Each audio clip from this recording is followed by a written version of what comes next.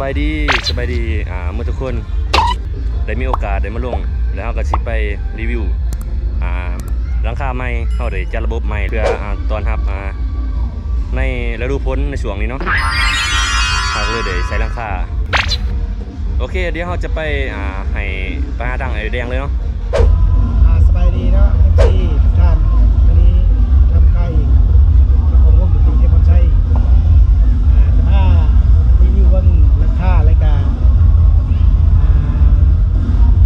ใส่ระบบไฟใหม่เนาะไปติดตามกันเลยได้ยินว่าจะใส่ระบบไฟใหม่บ่ตอนรับปีใหม่นี่บ่แดงแม่นแล้วก็กันฝนกันแดดแน่นะเพราะว่าเวลาฝนตกมันมันก็จังปลอดภัยเครื่อง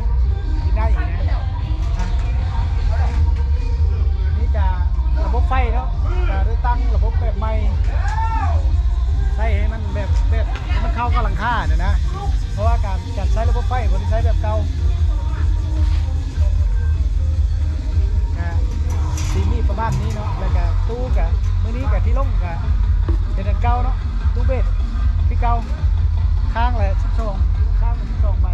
เพราะว่าแต่ละงานเฮาบ่ได้ใส่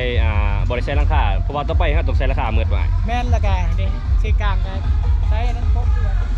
ใส่หาปกไว้กันเพราะว่าช่วงนี้มันจะเข้าฤดูฝนแล้วเนาะแม่นจะเข้าฤดูฝนมันต้อง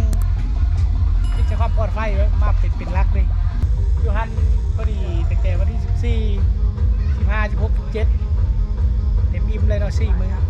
ให้4แบบถือใจเลยนะโอ้4 มื้อซ้อนเนาะ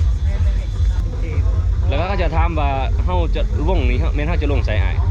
อยู่เซโปนนะอยู่เซโปนบ่อยู่ในเซ่นี่นะแต่บ่ได้ลงอยู่ในเซ่น่าจะลงกับอยู่ในแคบเซ่แต่อยู่ตะฟังเพราะว่า